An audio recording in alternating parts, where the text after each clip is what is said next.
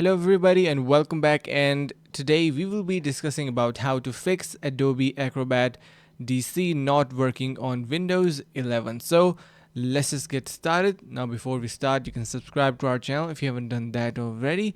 So currently I am using Adobe Acrobat, and let's just assume that it is not working on your Windows. So we have a couple of solutions that you can propose to the issue.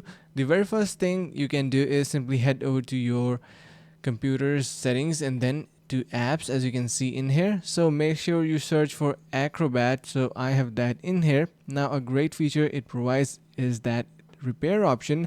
Simply click on these three dots right next to it and then click on modify.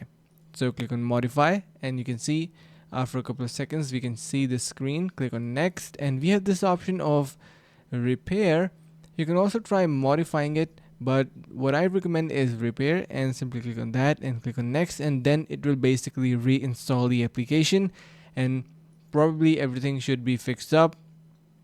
So if this does not seem to be working and the error is still persistent, what you can do is try running your Acrobat as an administrator. So let's just say you're trying to open it, and if you have it onto your PC, so wherever you have stored that, try to run it as an administrator and most probably it should be working.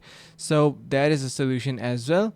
And finally, if you cannot find any fix and this error is still persistent, what you can do is try reinstalling it by uninstalling it. So head over to your Creative Cloud or wherever you have installed Acrobat, click on these three dots and try uninstalling it and reinstalling the application, and most probably it is going to be working again. So these are some of the solutions that you can propose to this particular error.